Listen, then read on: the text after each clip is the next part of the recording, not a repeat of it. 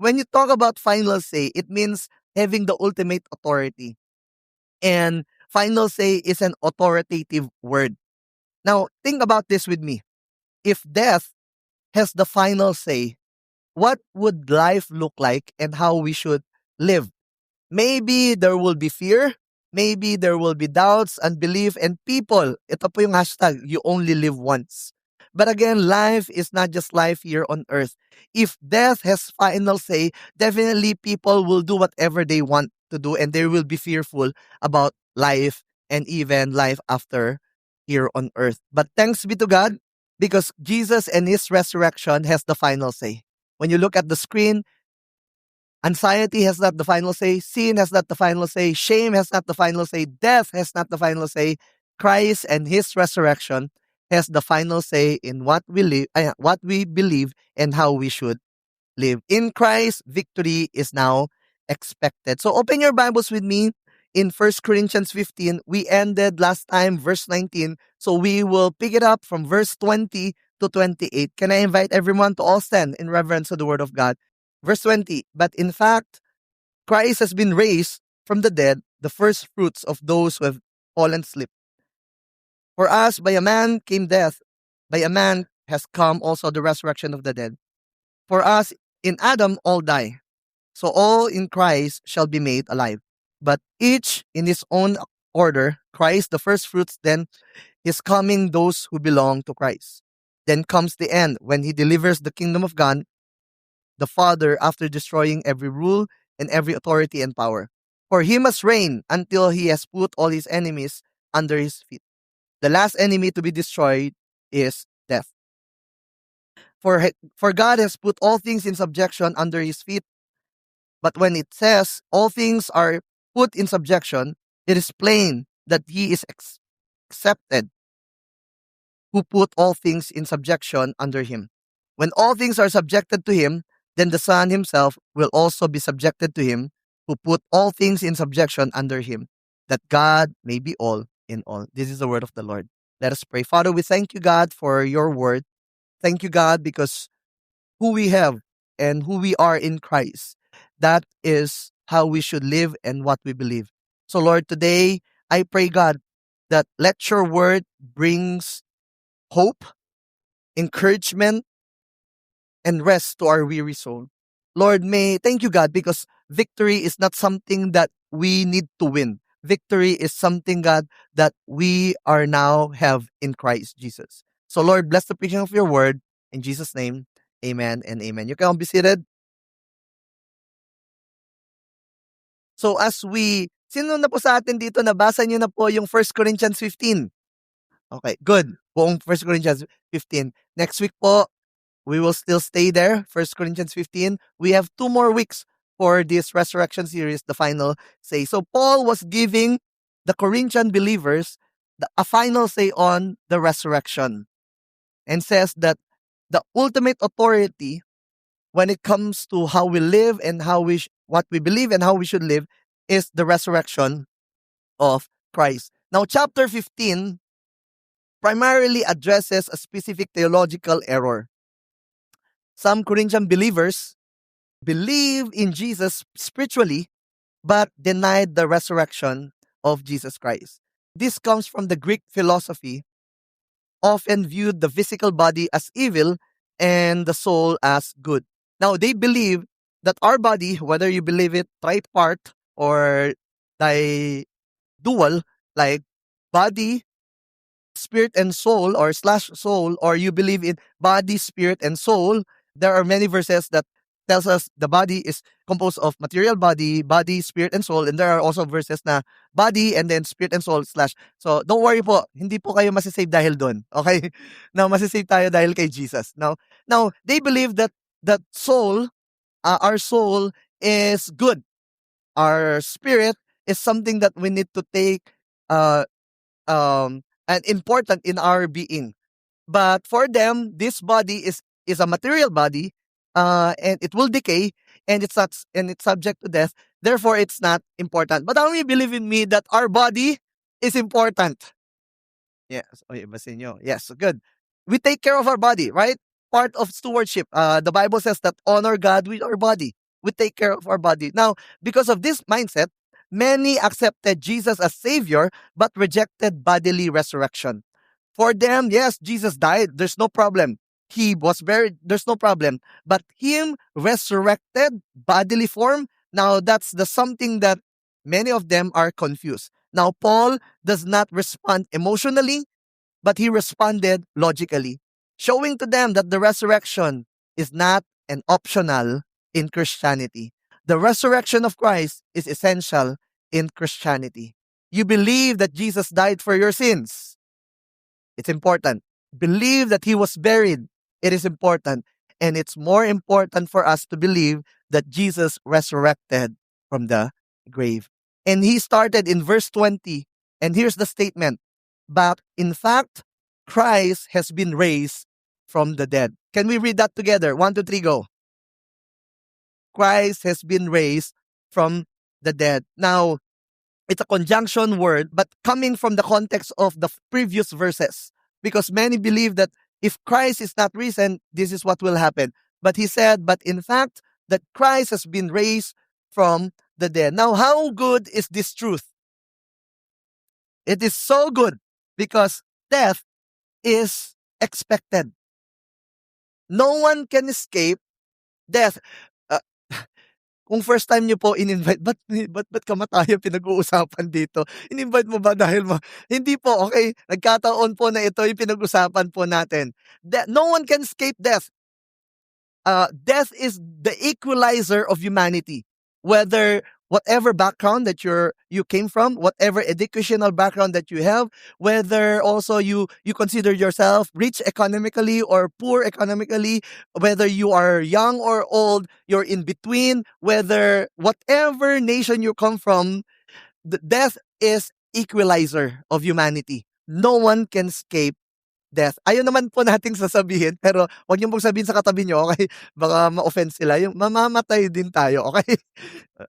Hindi kayo na-encourage. Okay lang po.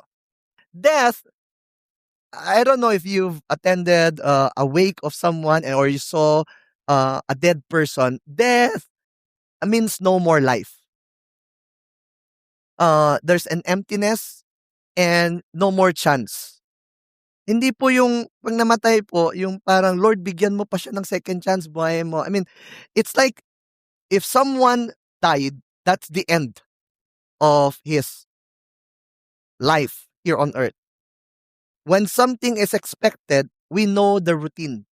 Kaya po minsan when a batchmate or a friend of yours or a family member or people whom you know in your barangay, in your city na went with the Lord at namatay na, ang sinasabi po natin, di ba, well, ganyan talaga ang buhay. Nauna siya. Lahat naman tayo pupunta doon. Imagine with me if death had the final say. What kind of fear it brings to us. But how many of you know that it did not end there? Death has not the final say. Sabi sa verse 20, but in fact, Christ has been raised from the dead. Now, how does the victory of Christ affect us now as believers? Let me say that his victory is now expected. Victory in Christ is not something that we need to win in this life. We are not fighting for victory. We are fighting from the vantage point of God's victory. When you enter a battle, you're fighting for you to become victorious. But in this battle of life, when we enter this battle, hindi po tayo makikipaglaban para tayo become victorious. No, we are already victorious. And victory is now expected in Christ. Last week, somehow it's a holiday for us as Filipinos, Holy Week. And all of us grew up in a culture where the focus of Holy Week primarily on the death of Jesus Christ. It all started during the time of Greeks. They focus on Jesus' suffering and weakness. They focus on the dead Jesus and how Christ sacrificed and how Christ became weak for us. They focus on Jesus' suffering and weakness until the time of Michelangelo. You know Michelangelo, the painter, okay? Hindi po yung Teenage Mutant Ninja Turtle, okay? Michelangelo, the painter. And one time in a gallery, Michelangelo, he said to his fellow artists, why do you keep filling gallery after gallery with endless pictures on the one theme of Christ? In weakness, Christ on the cross, and most of all, Christ hanging dead. Why concentrate on the passing episode as if it were the last work, as if the curtain dropped down there on defeat and disaster? And he said that dreadful scene lasted only a few hours. But to unending eternity, Christ is alive, Christ rules, reigns, and triumphs. For us, in our nation, Philippines, we worship kaya po ang mas makikita po natin Christ hanging dead. We believe that Christ suffered. We believe that Christ hung on the cross, but it didn't last for eternity. It just lasted for a few hours. He died? Yes, he died. But he did not remain dead. So he said that while focusing on that last episode as if that is the last picture of Christ. But 2,000 years ago, when Christ resurrected, he proves that he rules, he reigns, and he triumphs. Isn't that interesting? That most of what people focus on is the 3 days of Jesus' suffering, weakness, and death, and miss out the whole eternity that talks about Christ rules, reigns, and triumphs. And having this in mind, then it will definitely change the way we view life. This picture of Jesus' suffering and weakness lasted only for about 3 days. Him on the cross lasted only for a few hours. But for the rest of eternity, Jesus is reigning and victorious King. I'm worshiping not a dead Jesus. We are worshiping a victorious King and someone ruling and reigning the whole earth. This is the Jesus that we are worshiping. Suffering may come, but it's not the main event. So kung meron po kayong kakilala at may katabing may pinagdadaanan na problema, sabihin mo sa kanya, daanan mo lang. Huwag mong tambayan. Because suffering will come. Tignan mo yung katabi mo, sabihin mo, magsasuffer ka. Okay? Sino sa atin dito na-encourage kayo? Wow, suffering. Yes. Thank you, Lord. No one wants suffering, but suffering will come.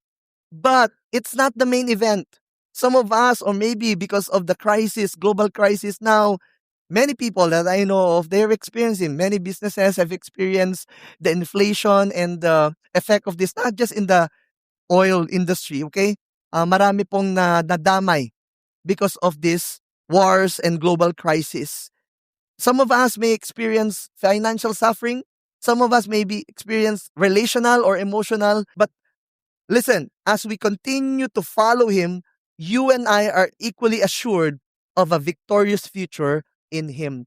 We do life not for us to win, but for us knowing that our freedom and our victory are already assured in Christ at the cross and in this resurrection. Let me say this, that the resurrection of Christ assures our victory. And I don't know with you, pero when you do life with all the challenges and all the hardships that life brings us and the temptation and sin that we experience, as if, Lord, am I really victorious? But victory in Christ, being victorious is not something we achieve. It is our identity. Those who are in Christ. May katabi ka ba mukhang victorious? Okay? Ito yung kamusta yung buhay? Ito. Hindi, parang, mga kapatid, parang patay na naman si Lord, di ba? Na buhay mo. Pero alam ko naman yung, you know people, that bakit sobrang masaya pa rin sila, pero pag tinanong mo, kamusta yung grabe pinagdadaanan mo. Because they knew that their problem will not has the final say. Their challenges has not the final say. Even their, whatever they're going through has not the final say. Christ and his resurrection and the hope that we have in Christ has the final say.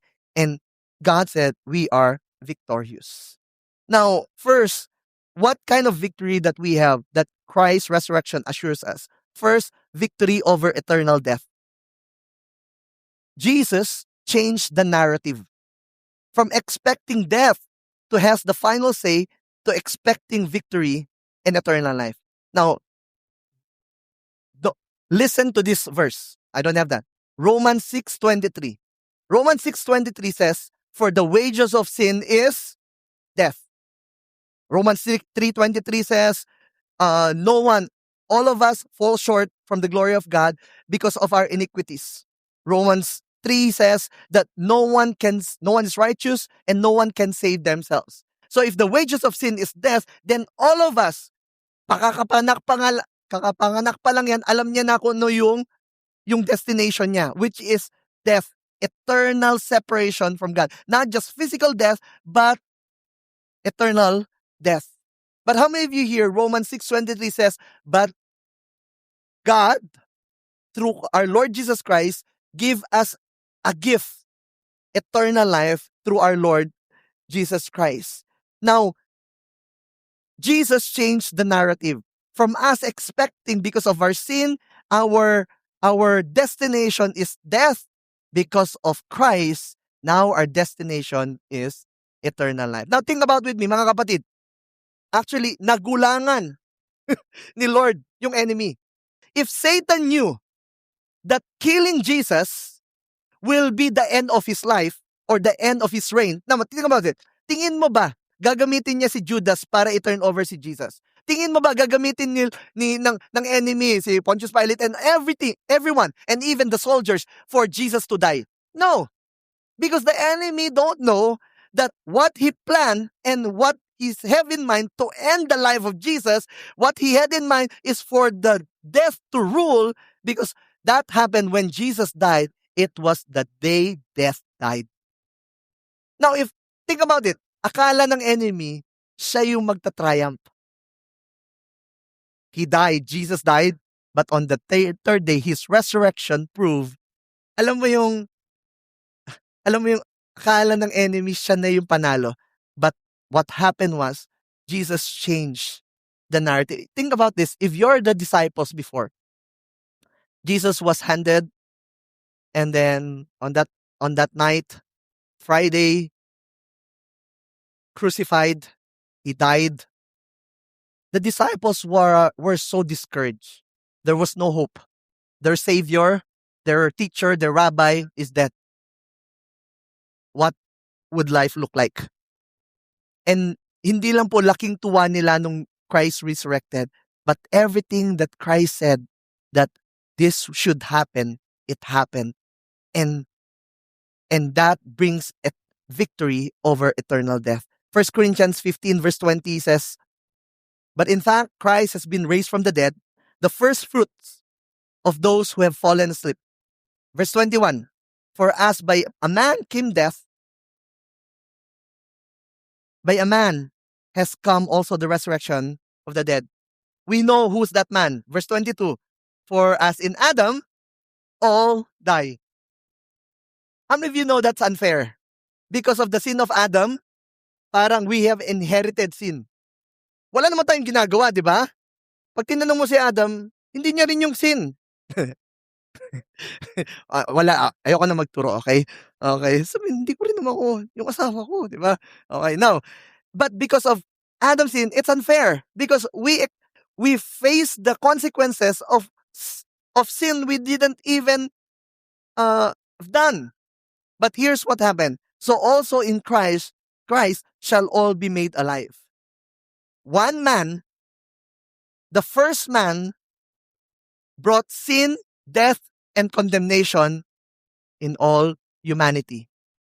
The second man, which is which is our Lord Jesus Christ, he is the perfect human and perfect divine. And whatever was missing from Adam, Jesus fulfilled it. When we said victory over eternal death, say that with me, victory over eternal death. What we're saying here, we don't deny the pain of death. Hindi po siya praise God pag may namatay. Death is painful. We don't deny a time for us to grieve. We don't deny the pain of death. We deny its eternal power. We can grieve. We can mourn. But we can grieve and mourn with hope, not without hope. Na as if death has the final say and we will no longer see each other. Christ's resurrection was not simply a coming back from death to life. Before Christ resurrected, someone also came from dead to life. Alam niyo po kung sino yon? Kaibigan ni Jesus. Sino? Lazarus, right? Lazarus also died maybe 3 or 4 days. And when Jesus came and said, Lazarus! Nagulat kayo, no? Okay? Lazarus, come out! And then may song, thriller. Ay, sumayaw po sila ng thriller. Okay? No, we know that, but nothing happened. I mean, nothing. Wala pong effect yun sa mga disciples or even us. Someone coming from dead to life, and even that time, Jesus also brought someone from dead to life, the daughter of the daughter of Jairus. Now, from Jesus coming from dead to life, it's not just simply coming back from dead to life. I put it here. When he rose from the dead, Jesus was the first fruits of new kind of human life. A life in which his body was made perfect, no longer subject to weakness, aging, or death, but able to live eternally. And when he returns, this mortal will put on immortality. And although our current body is subject to death and decay, we will all, at the final resurrection, receive a glorified body that will never know sin, sickness, disease, or death. In this life, there are things that, because of science, modernization of science, there are things that we do to delay and avoid decay, right?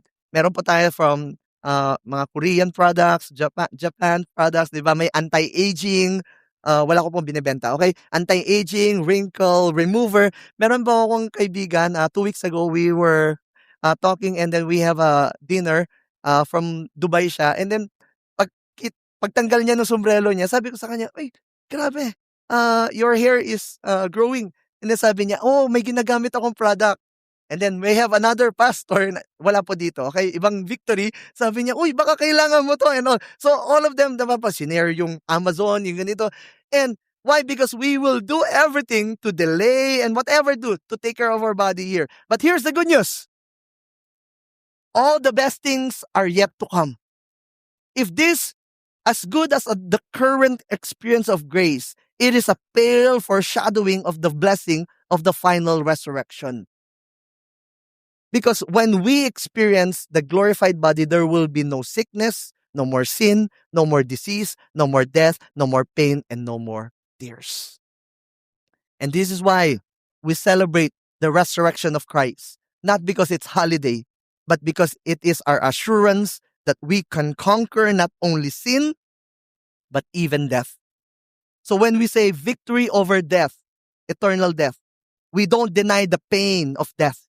We deny its eternal power. Later, I'll be doing an interment service, a committal service of our friend attends Victory U-Belt and then now resides in our Every Nation in the US. And his father died last week Sunday, during Resurrection Sunday. And later in this afternoon, after this service, we will do a committal service. Could you imagine what would be the family feel if I would say, you know what? Death has the final say. It would bring so much discouragement and pain to the family. But how many of you here, those of us who are in Christ, know that death has not the final say? There is hope beyond the grave. And it can be painful at the moment, but death has not the final say over our life. Christ and his resurrection. And what's the implication for us? There's no doubt and there's no fear. I don't know with you kung nanaginip na kayo, or I don't know with you kung natakot na kayo. Usually po, pag pumupunta tayo sa mga lamay, nagkakaroon po tayo ng mga realization. Especially yung mga untimely death. How will I know that end will will my time will end here on earth? And then that's the time na parang ayusin ko. We don't know when our time will end. But the question is not knowing when your time is. The question is, in view of that, are you living your life before God and doing His purpose? Life is short. The psalmist says the brevity of life. Life is short. But that's why the enemy will try to taunt us. The enemy will try to bring fear to us. And it will, alam mo yung, I don't know if naranasan nyo na yung naging kayo, hindi man naging na-paralyze kayo because of fear of death.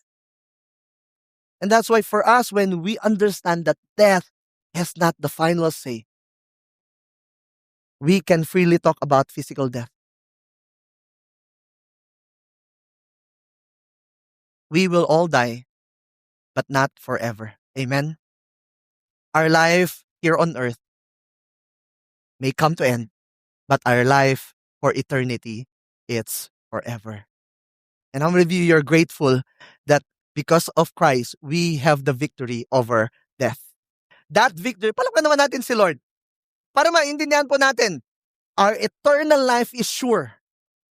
Christ's resurrection ensures our victory over the final and biggest and worst enemy, which is death. And we have been set free from the effects of sin and death, and we were made alive in Christ. Someone said that apart from Christ's resurrection, the cross looks like the greatest failure in history. But because of the resurrection, the cross becomes the greatest victory in history. Now think about this. If Christ didn't resurrected, parang failure. Hindi tama lahat ng sinabi niya. But because of His resurrection, it becomes the greatest victory in history. Why? Because He defeated death on the cross. Jesus disarmed the power of darkness and the power of sin. And because of that, it leads us to the second. There's victory over present sin. It's not just the eternal death. We have a victory, but over the present sin. Because He is victorious, we can be victorious over sin that causes death. What causes death is the sin of man. But because of Christ and His victory, we can victorious and we can have also the power to say no to temptation and sin. 1 Corinthians 15 verse 24 to 26 says, then comes the end when He delivers the kingdom to God, the Father, after destroying every rule and every authority and power. For He must reign until He has put all His enemies under His feet.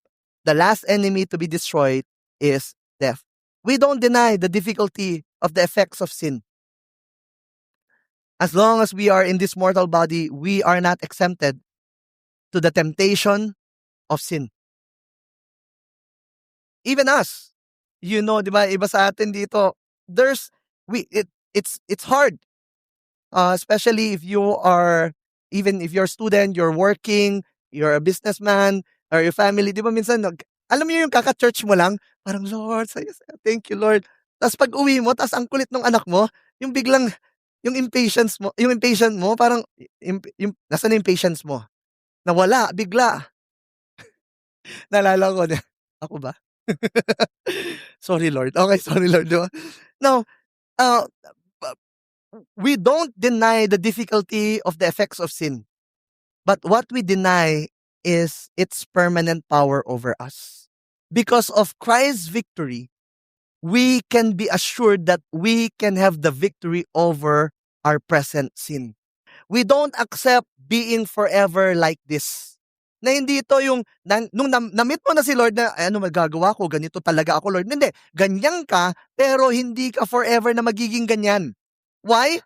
Because the power that led Jesus to say no to the temptations of the enemy is now living and resides in you. Victory is not just over eternal death, but victory over present sin. if you understand the victory that you and I have through the resurrection of Christ, then we have the power and the victory to say no to sin. Eternal salvation is sure, but sanctification is a journey we are on. May may katabi ka bang perfect na? Baka kunin na ni Lord, hindi, wag niyong takutin, okay? May katabi ka ba katulad ko na work in progress? Marami pang kailangan baguhin si Lord. Taas yung kamay niyo, taas yung kamay niyo. Wow, sa Cinema 3, kita ko kayo. Okay, lahat tayo mga kapatid, we are work in progress. Ibig sabihin, justification, we were justified once and for all, no longer bound to hell. We are also secured by eternal life. But before glorification, which is our glorified body, before we left earth and before Christ will come again, there's what they called sanctification. And sanctification is a process where we become Christ-like in character. Kaya po ito po yung ito po yung tinatawag nila, it's a theological term that already but not yet. It means that we are already holy and not fully the fullness of our holiness. Like for example, how many of you here, if you are in Christ, you are holy? Sige, tas, ay, kumonte, holy, di ba? And then, pag lumapit ako sa iyo, sasabihin ko, are you a holy person? Iniisip mo muna, anong ginawa ko this week? Okay, pwede ko masasabi. Tama ba? We are holy people. Parang hindi kayo nag-yes. We are holy not based on what we do, but who we are. We are holy people. Right? Pero sasabihin, Lord, if I'm holy, why I'm still doing this? Because the fullness of our holiness not yet to come when Christ will come back again, and that's the end. And He will bring the ultimate victory. We are already have it, but not yet in its fullness. A.W. Tozer said, we understand and acknowledge that the resurrection has placed a glorious crown upon all of Christ's suffering. That as we continue to journey this beautiful life with its challenges left and right, we know that at the end of the day, our suffering has not the final say about our eternal destination, which is our Lord Jesus Christ and His resurrection have it. But despite the realities of this world, the struggle we are in, through Christ, we have this undying hope. Not just victory over eternal death, present sin, but victory over everything. 1 Corinthians 15 verse 28 says, when all things are subjected to Him, then the Son Himself will also be subjected to Him who put all things in subjection under Him, that God may be all in all. I'll read in NLT. New Living Translation said, then when all things are under His authority, the Son will put Himself under God's authority, so that God, who gave His Son authority over all things, will be utterly supreme over everything, everywhere. We don't deny the uncertainties in the world today. We don't deny the uncertainties in the world now. We deny responding according to what we see. Yes, we know what's happening in our family, in our workplace, in our business, in our different parts of our society, in our nation, but we deny responding according to what we see. We can be generous, we can still be missional, and we can still be forgiving because God reigns and He rules. Jesus has the ultimate authority and final say on what we believe and how we live. That's why Jesus did not just have victory. The resurrection did not have victory over death, over present sin, but over everything. At the end of the day, all of us will bow down to only one name, and that is in the name of Jesus. Christ's resurrection ensures our victory over the final, biggest, and worst enemy, which is death. Now, hear me out. If we can beat the biggest giant, then we can beat any giant we face. Some even will look like dwarfs to you. In the world of NBA now, I don't know if you're following. Tahimik lang ako ngayon kasi nasa ano pa, but miracle will come in Jesus' name for our Golden State Warriors. Okay? In the world of NBA now, teams, there are like 1 or 2 more games before the regular season and then may playoffs so sila. So, teams are positioning for the playoffs. And some coaches and players said this, are you still going to play or not? But for them, this is important test for us.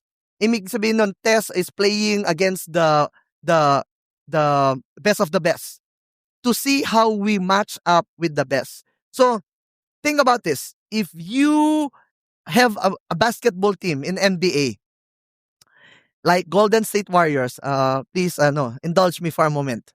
Okay? May point po ako, okay? If you're like a Golden State Warriors, come on, and you beat, nasa number 10 sila ngayon, if you beat the number 1 team right now like OKC or Pistons, if you were able to beat the number 1 team, how many of you believe and convince that Golden State Warrior, pag dinala mo siya sa interbarangay, kayang-kayang talunin yung interbarangay? Are you here with me? Yung team, NBA team na yon, dilagay mo sa interbarangay, kayang-kayang talunin. Mas intindihan po natin, may mga students ba tayo dito? If you're a student and you love study, if you're a student and you pass calculus, algebra, and even yung mga hard subjects sa math, if you can pass math, syempre mga engineering, you can pass all. Kaninang 9 po sabi ng mga med student, hindi rin ha. Okay. If you can close the big business deal and all others become small deals for you to close. It's a reasoning from greater to lesser. It's a reasoning from greater to lesser. Now, bring that to the reasoning of Paul in Romans 8:32. He said, he did not spare his own son, but gave him up all for us all. How will he not also, along with him, graciously give us all things? If God triumphed the biggest and ultimate enemy that we could ever face, that he could ever face, that is death, how much more all the things, the little things that God cannot triumph and dominate. Ibig sabihin nun yun, yung victory po, hindi po sa atin kaagad. Kay Lord muna yon. Now, bring it that to us who believe in Christ and put our faith in Christ. Now, if Christ defeated and provided for our ultimate need and defeated our ultimate enemy, which is death, come on, and our ultimate need, which is our salvation, how much more those little things that we're thinking and it's challenging us and consuming us, how much more those little things that concerns us. How many of you here, we have a God who provides. We have a God who is faithful provider, and we have a God who loves his children so much. And that's why in Christ, we have the victory over sin, sickness, financial lack, relational conflicts, even challenges in our workplace, even what we're experiencing in the nations of the world. God is in control and God has the victory. Let me just leave you with this message. The resurrection of Christ assures our victory in this life and for eternity. May we be people, remove that victim mentality. Hindi po tayo kawawa. We are victorious in Christ. Some will suffer this much. Some, pag tinignan mo, ba't hindi sila nagsasuffer? Tinanong mo ba? And sometimes, wag po kayong tumingin sa social media. Wala pong magpo-post doon ng mga sufferings nila. But if you know enough, every person who are in Christ, they are also going through, but we are victorious and we are more than conquerors. The resurrection of Christ assures our victory in this life and for eternity. Amen? Let me call on the keyboardist to join me here. And can I ask everyone to all stand?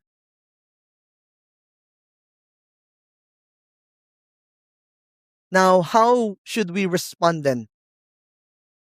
1 Corinthians 15, verse 55 to 58 says, I'll read in NIV, says, "Oh, where, O death, is your victory? Where, O death, is your sting? The sting of death is sin, and the power of sin is the law. But thanks be to God, He gives us the victory through our Lord Jesus Christ. Let me pause. Church, who gives us the victory? Confess it. Who gives us the victory? Who gives you the victory in this life? Who gives and assures your victory in eternal life? Jesus. Our going to church and our religious and our Christian practices will never assure us of victory. Only Christ and His finished work on the cross and His resurrection assures us. Therefore, He said, my dear brothers and sisters, stand firm. Let nothing move you. Always give yourself fully to the work of the Lord, because you know that your labor in the Lord is not in vain. And no matter what you're facing, you already have the victory. Let nothing move you. Those of you who are hindi dumating yung pinagpe-prayan mong trabaho, let nothing move you. Nag-take ka ng exam, ng boards, hindi pumasa, let nothing move you. Medyo matumal business, let nothing move you. Let nothing move you.